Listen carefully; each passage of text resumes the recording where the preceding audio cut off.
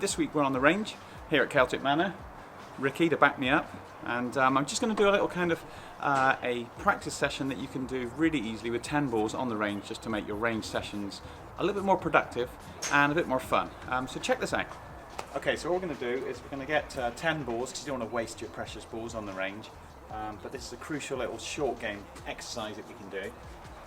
10 balls, we're going to start with a ladder, and you can either start from the beginning of a small area and go out, getting further and further each time, or start further out and come back. That one's a little bit more difficult. So this one I'm going to start with a little chip shot, which is just going to go to here. Okay, just helps you focus. So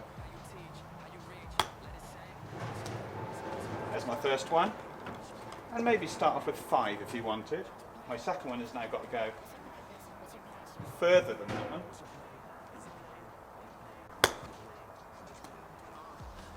Okay, next one has got to go further than this one.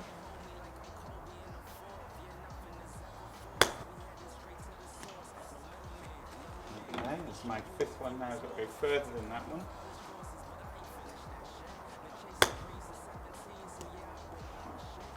Oof, only just. Next one's got to go further again.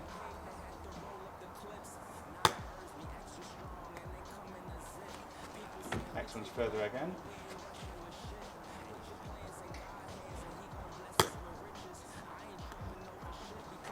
Okay, next one further again. It's 1, 2, 3, 4, 5, 6 so far.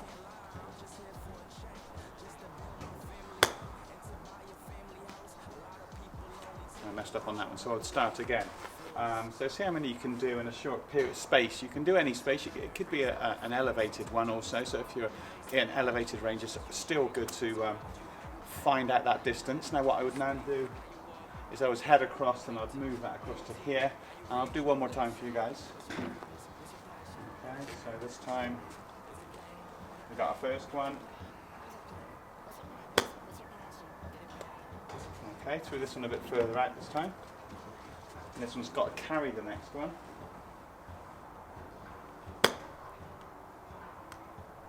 Not a very good touch on that one, so this one's got to go in front of that one.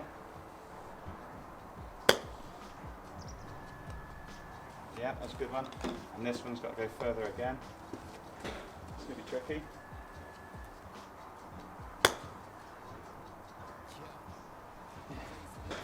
Just about, so I've got 4 in then until the end of the range. So you could pick a target. Maybe I've got a light here, a light enclosure. So I'm trying to lead up to that light enclosure, starting small and working out. If you mess one up, start it again and see how many you can do. If you can get 10, that would be great. 10 within between here and there would be fantastic. So I've got say 30 yards and try and get 10 leading up to that. Obviously you get better and better at it, but it starts to give you an idea of your strike and how far, which is what we're doing on the golf course every time. We're trying to always judge our distance. It's almost as important as anything else, because if you have a bunker, yeah, you could push it to the right or to the left of the flag, but you really want to carry that bunker and get that distance right. But you can work on that and see how you get on, guys. Guys, hopefully you enjoyed that. It was good fun. It's a nice, I think it's just interesting when you can actually make your practice work a little bit better for you. Not only mentally, gives you something to do rather than getting there and just blasting golf balls for an hour. It's quite nice just to reserve 10 balls or 20 balls out of your bucket or your practice routine, just to get that feel of the club face and how far those balls go, and trying to make that nice ladder. And you can give yourself a pat on the back, because it's really pretty tricky to get that nice spread, nice and evenly. And when you get on the golf course, then you'll start to accept, I know we're on mats and it's not quite the same as grass, but you can do it on grass if you find a little area to the side of your putting green or your chipping area and do the same thing. It really gives you a good focus on your distance control and it gives you confidence at the end of the day in your strike. Even if you strike every single chip off the toe or off the heel, it's that consistency of getting the kind of the launch you're going to get and how far it's going to go. Anyway, give that a go. You might be surprised actually how that improves your chipping. So a brand new feature on the channel. After every video, I'm going to read out some comments from the previous one. So please write me some comments. It can be anything you like. You can roast me if you like or whatever. Or maybe I've said some stupid stuff that you don't agree with or maybe something just a bit funny. So let's have a quick look down through. I've got some of the... so the first one was Paul H. I was convinced you were going to pull out the Tiger irons. I'm just going to plant a seed. P7TW. Yeah, nice one, Paul. I nearly did go for some bladed irons, but I've had them for so long now, and I just thought I could be a little bit more relevant with my content if I've got a more relevant golf club for you guys to compare with. So far so good. I'll do a review on these clubs that I've got, but I need to get on the golf course and actually feel what they fly like off of turf and to a target, because I've got a feeling there's going to be some pretty dodgy distances going on, but we'll see.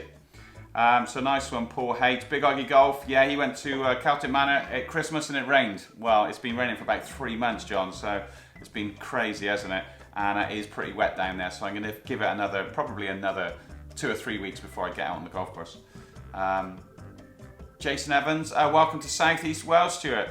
Hope it's not too wet for you. Well, you know, there's a theme here at the moment, but it's all going to be dry and beautiful very soon. He lives 10 minutes away. Jason, let me know, hook me up on the DMs and we'll play some golf sometime if you're so close. Welcome back from Brian Rizza. Nice one, Brian. The internet and drink can be a dangerous combo sometimes. Nice to see Mossau. Stay metal, man. Yeah, totally. We try and do our best. Go and check out his channel. It's he's a crazy dude and likes serious metal, so check that guy out. Gaming Raptor. I have i500 clubs which I bought off eBay. Great clubs. I love the blueprints but couldn't afford them. I did look at the blueprints but they were just a little bit too close to kind of a bladed club, so I thought I'd steer away from that. I might end up going that direction. I'll give these half a season at least and see where we go, but so far so good. Thanks Gaming Raptor for the comment. Brian M. Barr, so can't wait to have you vlog around Celtic Manor. My experience of fitting has shown definite value in a driver fitting, but standard length and lie iron should suit most. Yeah, I totally agree. I think it's slightly more important with your driver because every single swing tendency we've got gets kind of amplified with the heavier head and the longer shaft, so it's a little bit different. So yeah, I agree with you there. Nice one. Andy Green, fair play. He's just he hasn't played much. It's been pretty wet again in Somerset. He hasn't played or practiced much since Christmas because he's had a hernia op. Okay, well get well soon, Andy, and let us know how you're getting on. Should be hopefully some pain-free golf from here on. The Backyard Golfer, welcome back, man. Those look really sweet. Hope they work well for you. Yeah, hopefully, fingers crossed, they work okay. Okay, and the top one this week, which I've pinned to the top, is anybody else watching this worried about that Hattori Hanzai katana razor sharp knife he was wielding around next to his precious fingers? Yeah, I'm not sure how precious they are, but yeah, it was a bit of a serious knife. It was the sharpest one I had to hand, and I had to hack for those boxes. So I'm going to do this every week, so leave a comment down below. You can say anything you like, and I'll pin the best ones to the top, so get involved and ask me some questions, or maybe it's a video that you want to see me have a go at. I'll do my very best, but if you're not subscribed, make sure you subscribe, and I'll see you next week. Cheers, guys.